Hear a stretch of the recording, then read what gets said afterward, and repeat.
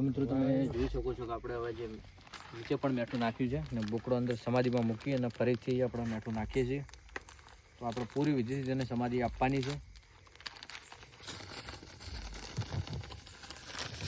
મિત્રો તેમના નસીબ કે આજે કતલખોને જતા બચી ગયા છે, પણ 3 વર્ષ બાદ આપણે આજે અચાનક મૃત્યુ પામ્યા છે. પણ તેને આપણે મસ્ત રીતે દફન વિધિ કરીએ છીએ. બધા પ્રાર્થના કરજો કે તેને સારી જગ્યાએ ભગવાન અવતાર આપે. 2 આપણા જોડે આજે પણ બોકડા છે.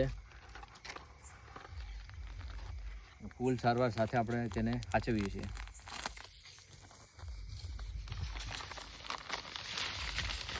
અગરબત્તી પાછળથી ચાલ કરું ચરોણા નાખો.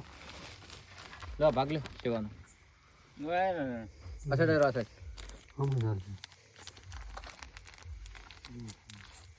અત્યારે મેઠું કેટલું નાખ્યું? ખૂબ નાખ્યું. નાખવું પડે ને તો મેઠું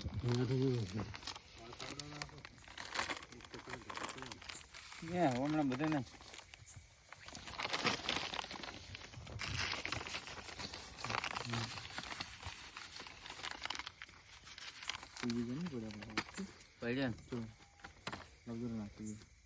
બંધ કરી